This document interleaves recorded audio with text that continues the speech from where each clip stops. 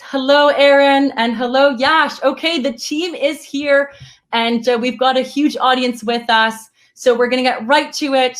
Hello, panelists. Thank you all for joining us.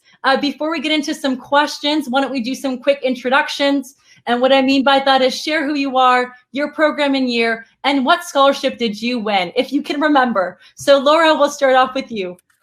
Awesome. Hello, my name is Laura, and I'm in the iBiomed program. I'm in the mechanical and biomedical engineering stream, and I'm in my 4th year. So been here some time now. And 4 years ago, I won the Dean's Excellence Entrance Award and the equivalent to the Engineering Research Experience Award. Amazing. Thank you, Laura. We'll pass it on to Erin for her introduction. Hi, I'm Erin. I'm in my 5th year of mechatronics engineering, just regular engineering, not the iBiomed stream. And I received the Schulich Leader Scholarship in 2016. Amazing. Thank you, Erin. And last but not least, Yash. Hi, everyone. I hope everyone's doing well. My name is Yash.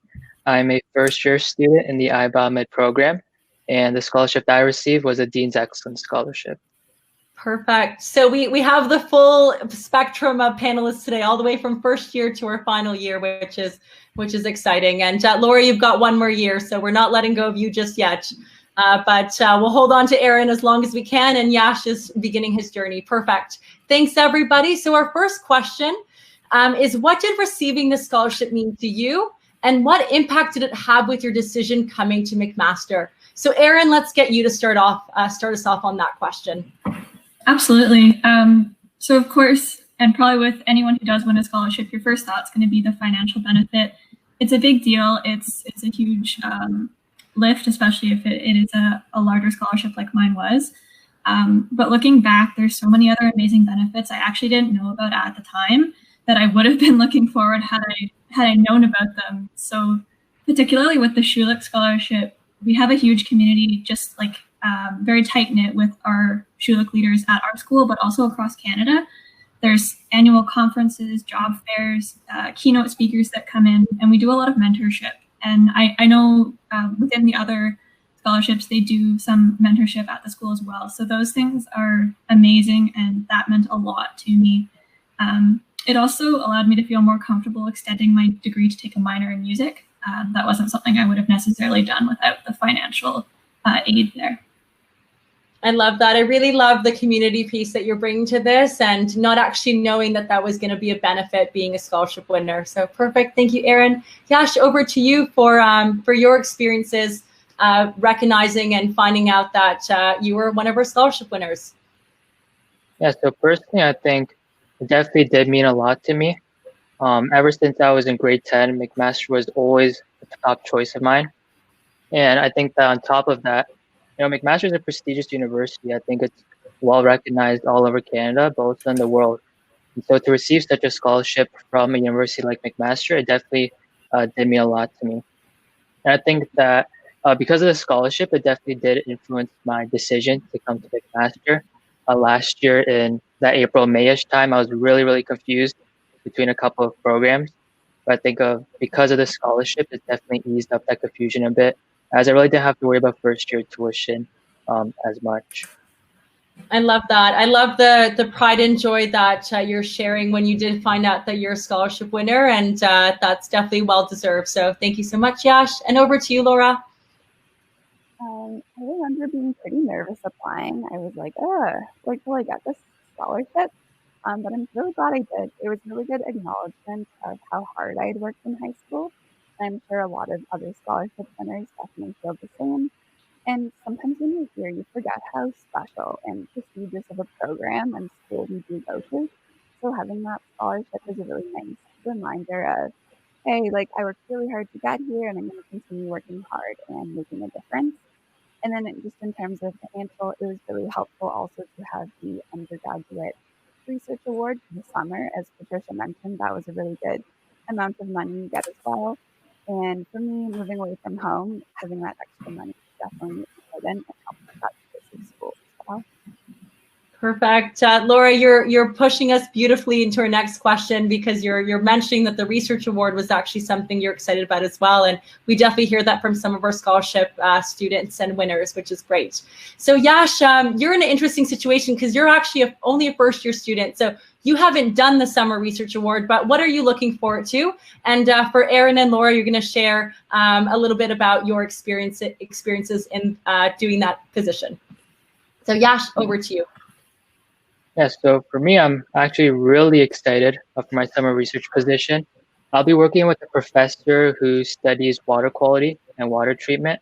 And so what I'll be doing with him is that we're going to be applying artificial intelligence and AI and image processing to basically detect certain types of microbes and bacteria in water, so that maybe we could purify the water, even clean the water.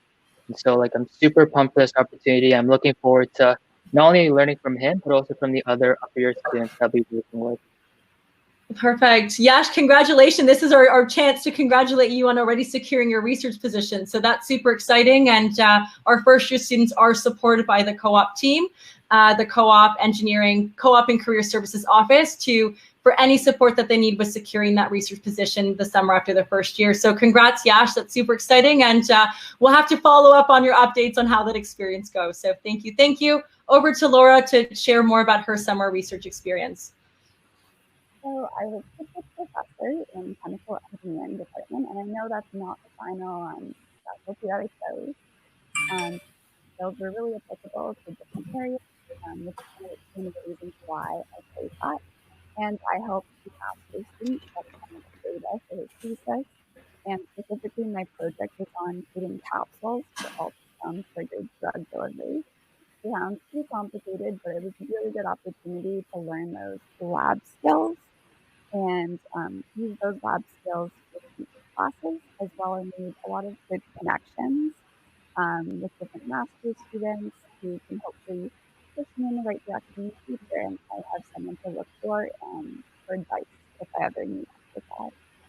That's great. And that networking piece I want to hold on to, because I think that's, sometimes students don't know if research is where they want to spend most of their summer opportunities, but that's a great foot in the door for future opportunities. So by being able to collaborate with other students, faculty members, really helps kind of push off to the next opportunity for a future co-op as well. So great, great feedback there, Laura. And over to you, Aaron, on your experience. Of course, yeah. So, I mean, when I received the award, I initially knew very little about research. So I kind of saw it as a way to just learn about the field, figure out what it was. So I interviewed with a couple different professors. I heard about their work, and having no idea what stream I wanted to go into and no knowledge beyond what they just told me, I had to go with my gut, and I definitely recommend that. I ended up working in biomedical research, looking at 3D printed tissue scaffolds. It was a very neat experience. I got to do some CADing, 3D printing, and human cell culture. And though I didn't stay in research, I don't think I'll go back to it. It was an amazing way to figure that out. And also the things that I learned helped me to excel at my co-op that I got the next year. I love that. I'm just amazed to be sharing the stage with you all right now. You're all, part of future research here that is impacting our communities and the world as well. So it's pretty wild to think that those are the opportunities you'd have right after first year. You would have done 8 months of schooling and are being pushed into an exciting opportunity to immerse yourself. Of course, at that level, you might be taking a more beginning role, but again, I think that where it's going to translate and lead to is a really huge benefit. So fantastic. Super excited to know that you all had such awesome experiences. And Yash, we are rooting for you for this upcoming summer as well. All right, so over to Laura for the next question. I'm curious to know, as scholarship winners, what were maybe some of the activities you're involved in at high school, and how has that translated to your involvement at university? And something to quickly share is that seeing our scholarship students, seeing how involved they were in the high school level, you would think maybe priorities would shift, but it's not that. Our scholarship students continue to stay very involved in our community, are taking on huge leadership positions, which is overwhelmingly exciting to see. So Laura, what can you tell about your experiences?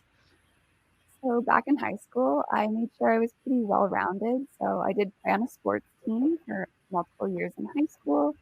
I volunteered every week. I worked with Girl Guides of Canada, helping out there. And I volunteered at other places as well. And I just kind of made sure to keep all my options open. I liked really doing sports and volunteering. And also, I spent a lot of time working on hobbies, personal stuff as well, which was really great. And how I say that helped me in university is I actually have worked for the past 2 years for Venture Academy. It's a program we have at Mac where we work with students and we plan mini engineering projects for these younger students. So that's definitely how it's directly translated. I've also been mentors for younger students at university, as well as helped out with a lot of the fall preview days. That's how we all know Patricia so well. Yeah, those. Yeah, those are the main extracurriculars that I've done in university, as well as like that research position was a really great opportunity. But yeah, that's what I worked on in high school and what I've been doing now.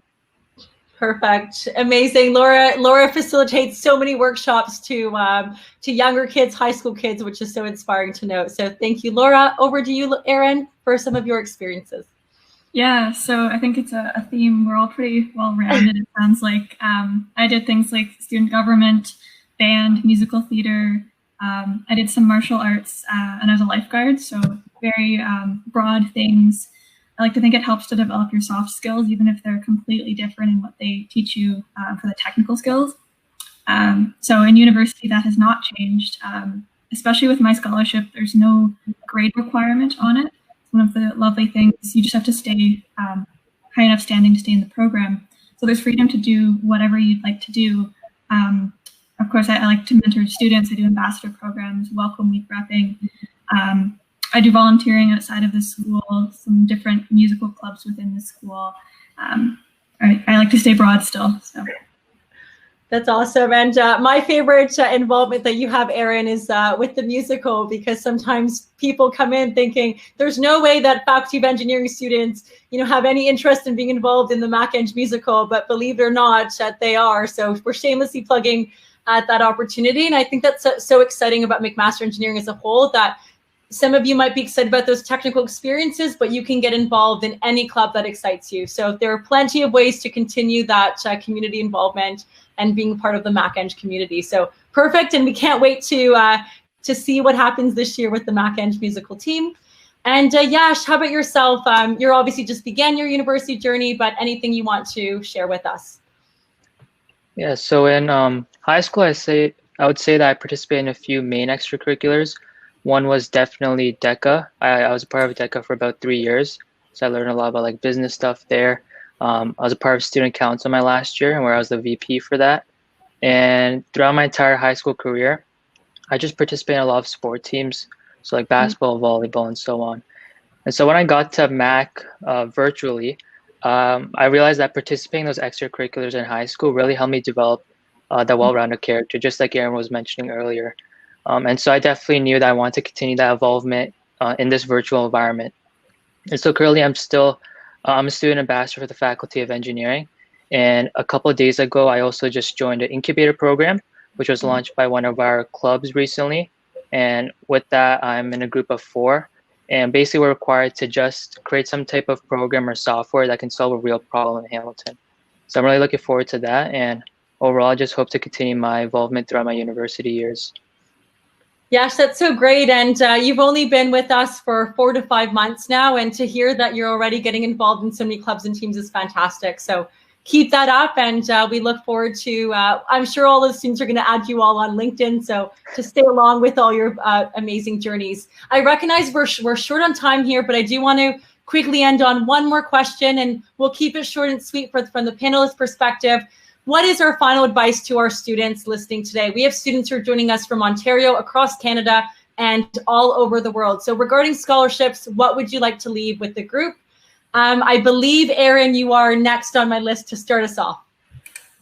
Yeah, so what I would say is you spent the last 4 years in high school, you've spent your whole life becoming yourself, be yourself, be confident you have a unique experience, and just try to communicate that as best as you can. Perfect. I was like, if I had a word bubble here, I'm going to start yelling all the amazing words that you share. Be yourself. Awesome. And we want to see that through your application. Perfect. Yash, how about you? What would you like to leave off to the group today? Yeah, the huge point of advice that I would give to anyone is to seek feedback on your application. For me, earlier last year, I really did not ask anyone. I always thought that what I wrote was like the best thing that I could make. But I realized that as the season kind of progressed, I realized that I need to start to reach out to my network. And so I'd recommend reaching out to your guidance counselors, your teachers, and your friends, because they're all willing to help you out. And I know that for me, that made my application a lot better. Awesome. So my word cloud here is building, and the key words I'm taking out is to reach out and ask for support with the scholarship piece. Fantastic. And Lauren, last but not least. I really like what Erin said about being confident in your application.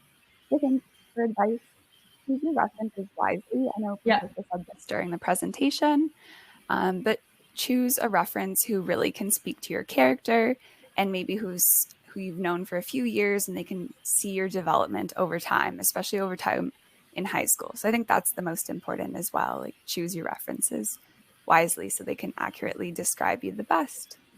I love that. Character and choosing your references wisely is perfect. So on that note, thank you to our amazing group of panelists for joining us today. Some of them will be sticking around in the Student Lounge Recruitment Office. So if you have questions, we are not done our session yet. We'll be here for the next bit of time. So jump over to the Student Lounge to chat with more students and hear about their experiences, or connect with myself and some other colleagues in the Recruitment Office to talk about admissions, questions about the application, or anything else that's on your mind. On that note, we're going to say goodbye on the main stage and see you over in the Student Lounge and Recruitment Office. Thanks, everybody, and thanks again to our panelists. We'll wave off goodbye, because that's what you do in a virtual environment, right? You just constantly wave. Perfect. Okay, thanks, everybody. Bye-bye.